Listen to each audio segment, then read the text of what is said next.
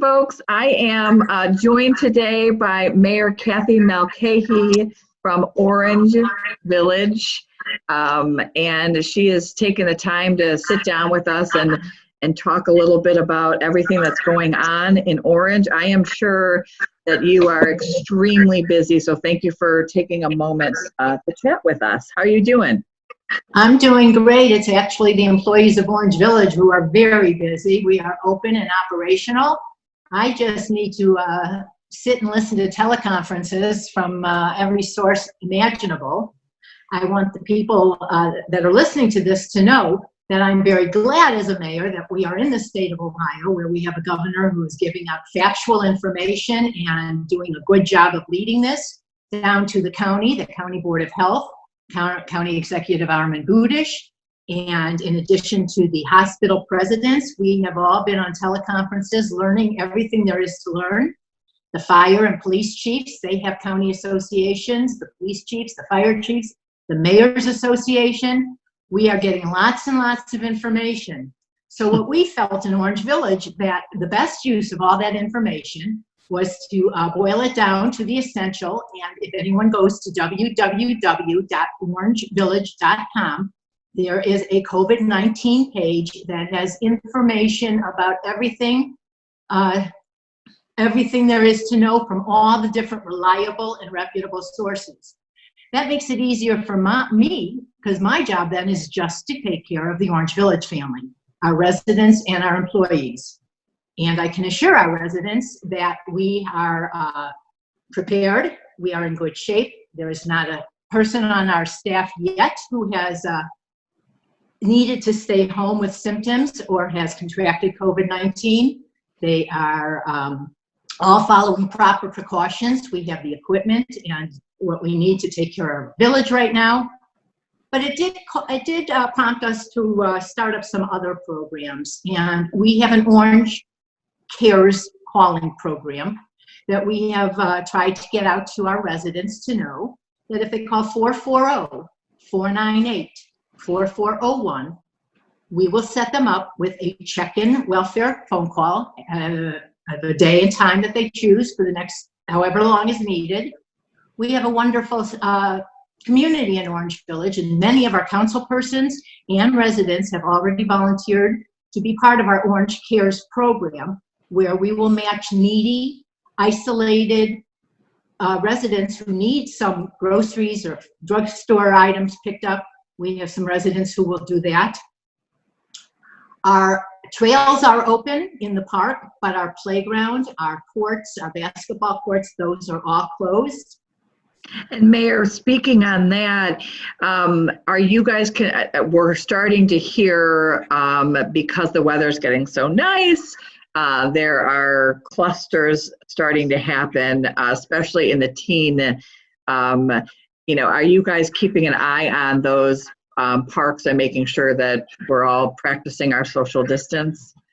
Well, I wouldn't go so far as to say that we are checking on every pedestrian or recreational walker, but from the use of the trails, and I think our village is benefiting from the installation of the trails, and they will be finished this year. People are out and about. From what I see, they are keeping distancing. I do know that our police officers, actually I've been getting feedback about the visibility of our police officers. The truth of the matter is that now that parents are home as much as they are and the weather is nice, they're seeing what our police officers normally do. But our police officers are out and about, and I think if they saw a flagrant violation, they would say something.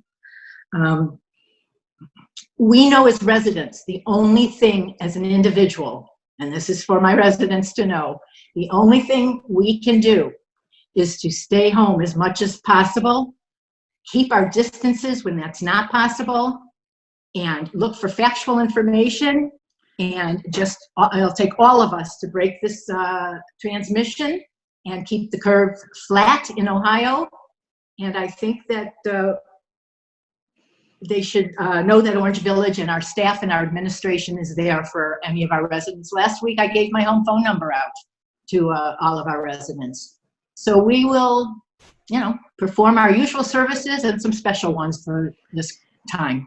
And I think what we're seeing is you guys have always been prepared for something, although it was, you never called it COVID-19 in your planning. But, these villages and townships, you are prepared for some sort of issue that would arise. Let me give credit where credit is due. That belongs to the chiefs of both the fire and the police safety forces. They meet regularly with their counterparts. They're always strategizing and imagining. Did anyone imagine this? I will tell you the difference between this and 2009 when we were worried about the H1N1 endemic. We were training and practicing and having trial vaccination runs, and everyone was in a state of anticipation. This one caught by surprise. There wasn't that anticipation and preparation. But by virtue of the good training and the deep relationships that my department heads and all of the ones in the Valley have had with each other, they have things in place for sharing if anyone needs extra help. If any of our departments get struck with the illness, this is not just for the COVID-19, they do this regularly all the time. The hazmat team, the Valley Enforcement, Regional Council of Governments, the chiefs, the fire departments, they're all talking and planning and looking out for us. But they can only do, with the equipment we have, we're okay for now, but we're constantly looking for wipes. Can't get them on Amazon, you can't get them many places. So we too are looking for those, but we are okay for now. And if folks happen to have those items, I know someone brought up the fact that some of the schools, have a lot of those products, especially the wipes, sitting in their classrooms because that's what parents brought in at the beginning of the year. Is there somewhere where people could take them? Well, if you have the products like Lysol and cleaning wipes that you want to donate to your village and your safety forces, give us a call, 440-498-4400, and Anna will arrange for someone to come pick them up from your front stoop, and we'll use those. If people have personal protection equipment and they want to contribute to the greater collection effort, that information, where you can take it, is all on our website, www.orangevillage.com. We have lots of information there, and I encourage any resident who doesn't see the answers to the question they are looking for, give us a call. And it is so important right now. I know we're seeing some scams and there's so much information out there. It's so important for the residents to know to go to a source like your website where you're placing, knowledge and sources and links that are correct. Reputable. Yes, right. Thank you. So is there anything that you guys have put into place during this time that you see as almost a blessing or an added benefit to the residents that you'll continue to, like the resident check that you'll continue on after this? We actually had tried to put this program in place a number of years ago. So if the momentum is picked up now, we're happy to take advantage of that and keep it going for the greater good, of course. Yeah, I mean, that's what we're seeing even with the businesses that, we've always wanted to add such and such, and we kind of got a quick kick in the butt to get it going, and here we are, and then they're going to continue it on. So may I say something about please.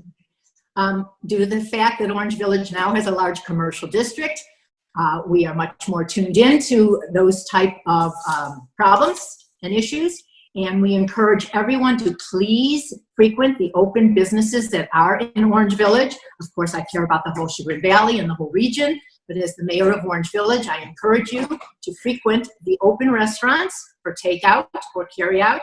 Almost all the ones are open at Pinecrest. You can check their website, Pinecrest, discoverpinecrest.com for changes.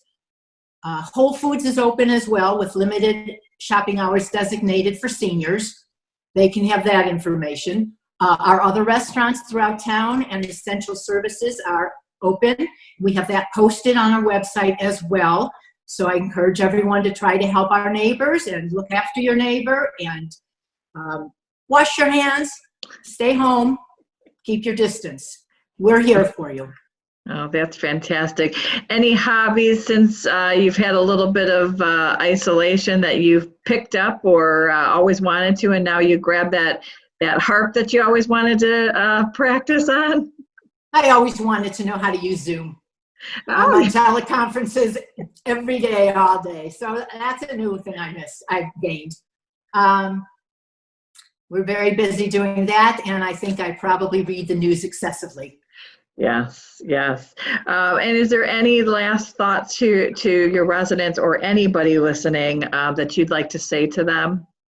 Well, I've said it during the course of this interview, but just to sum it up, I want our residents to know that the people in charge of your community are doing everything we can anticipate or think of.